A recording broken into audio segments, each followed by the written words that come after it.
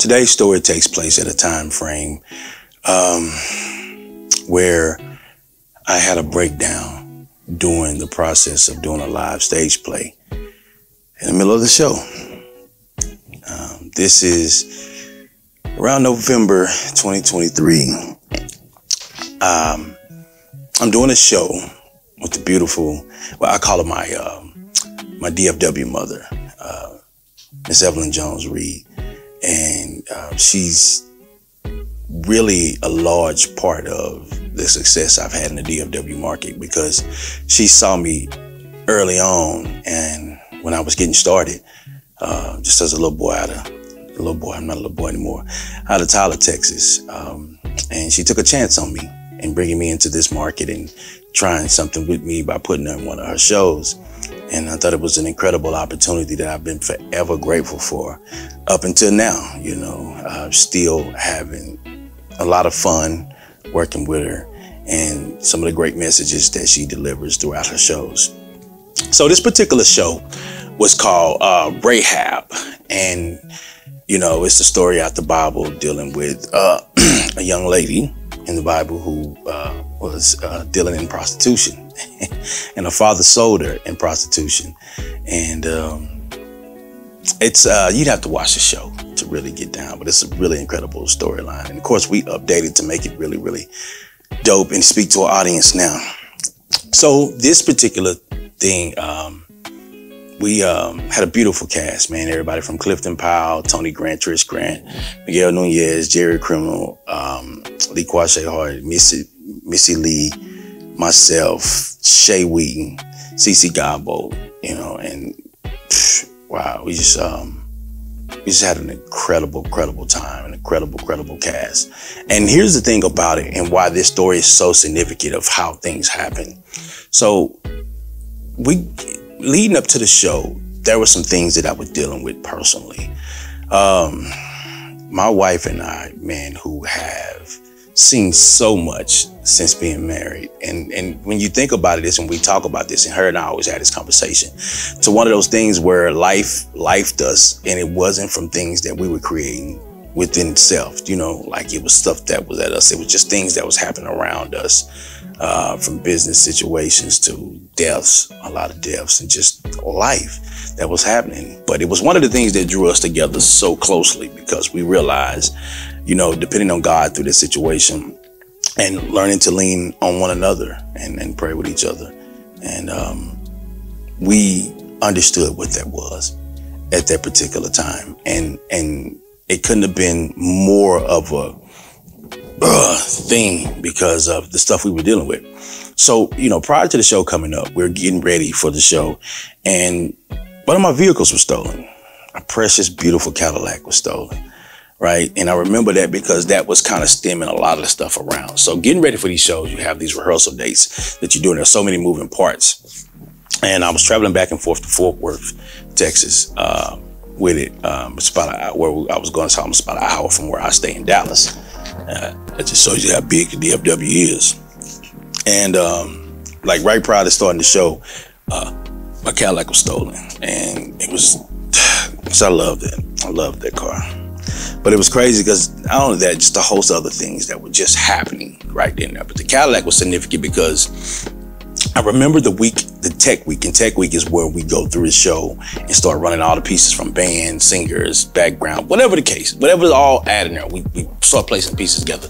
But there were so many things that were happening, prepping for this show. And it just seems like, it's like not coming together. And you're trying to get it, you're mixing it, we're rehearsing and everything, and we're breaking, and it's just like so much is happening. But one thing about it is we never, somehow, whatever happens, we always get to that point where it all just kind of comes together. But prior to this, I'm getting ready for the show. This Thursday pops up. And at this point, I've really put that car out of my head. It's gone. I'm not going to see it anymore. I get a call from the Dallas Police Department, right? And they're telling me that they found a car. So Thursday, this is right before all of the celebs are flying in, you know, these next couple of days to start working the show together, because we've just done stand-ins. So now piecing the show together, they come in and we all work together to piece the whole show together. And So I get a call from them, and I call mother, and I'm just like, oh my God, they found my car. I'm gonna go down here, and then I'll be on. And so I'll get my wife, we're gonna run down here, go get the car, and I'll look at it later, but so happy. So here's the thing I'll never understand is, somebody steal your car, you still have to pay for it to get out. I never understood that. I don't understand why the police just don't call you and let you come get the car wherever it is. So if I'm gonna pay for anything, I'll just pay for the towing to come back, right? I just get it towed coming back to my house. But needless to say, they call me and they're saying to come down. So I go down to the pound, and then when I asked the police about it, it was like everything appears to be intact. So I'm like, oh my God, this is amazing, right? This is amazing. So we get down there, right, and we pay for the car to get out and the towing. So they let us, after it, they let us go back there. So get in there, everything seems to be intact. I look, they broke the steering column. I'm like, the police never even looked inside of the car. Like, cause I wouldn't even waste it going into all that if that had been the case, right?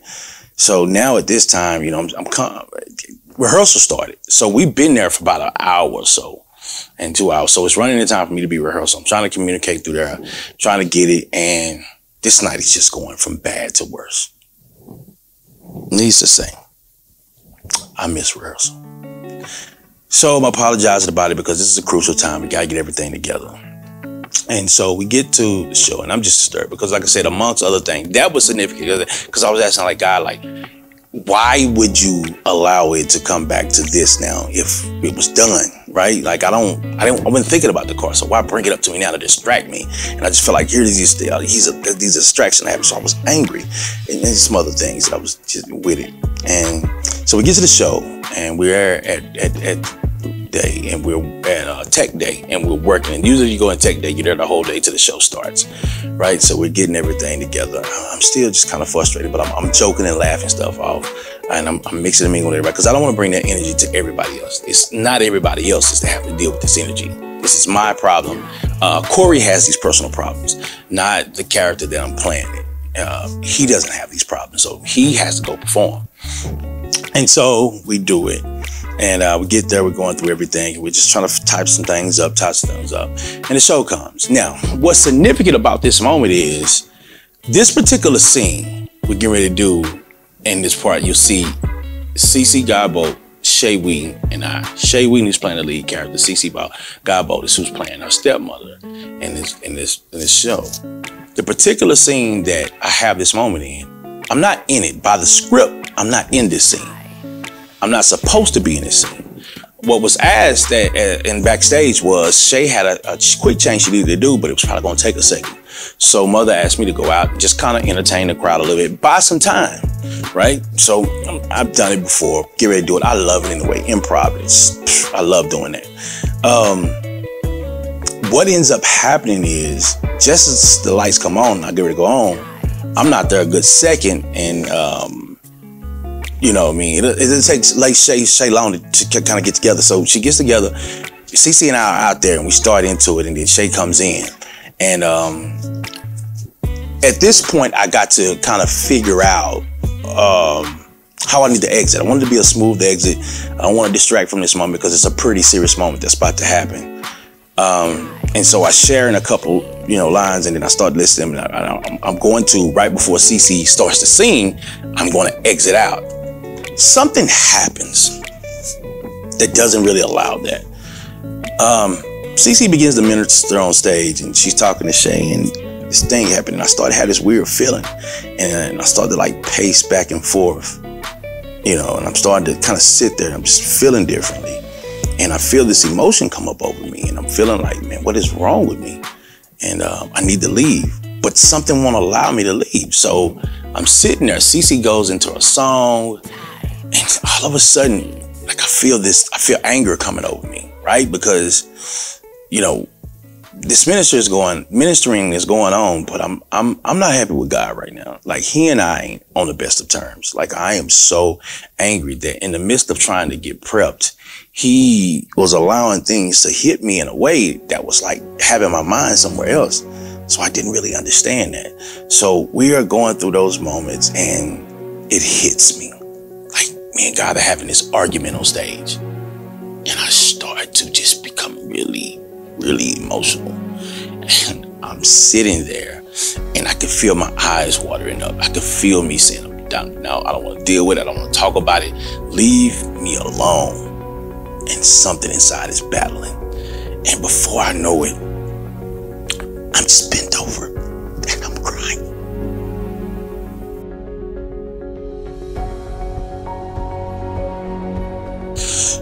I remember Shay's grabbing me. Cece's hugging me, and so much. There is so much. And I'm trying to figure this out. But I know that whatever's happening right now, it's happening, and you can't stop it. And it's going. And I was battling, and I was crying, and Cece was singing. Oh my God, Cece was singing, and she was just tearing it all up. And before I know it, I see Shay's crying, and we're on this part now, and we're all in this moment that I wasn't even supposed to be a part of. And I just surrendered, you know. I just sat there and I thought to myself, this is it. This is it. God has got me on stage, and he's got me crying in front of everybody. I just have to take it. And that's what I do. And it turned into such a beautiful moment, but it was challenging.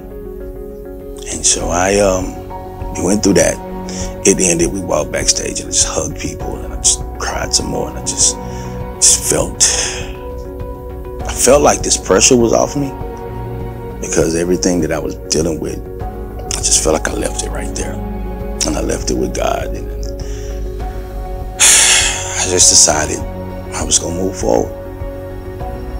And God won. He won. He won because I tried not to talk about it. I didn't want to have a conversation. I didn't want to deal with it. And he dealt with it. He talked through CC. He sung through CC.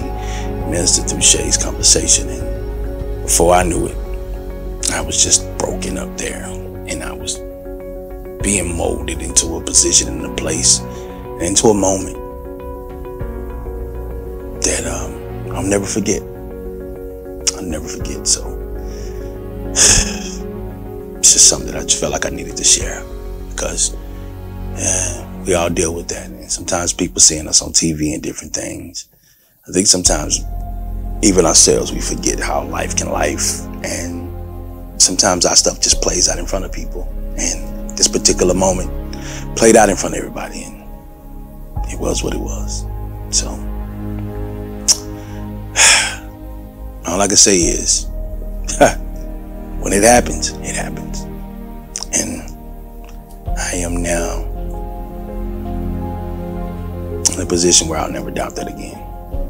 So this is another story with Cory, and I hope y'all enjoyed it. And until then, I'll see y'all next time.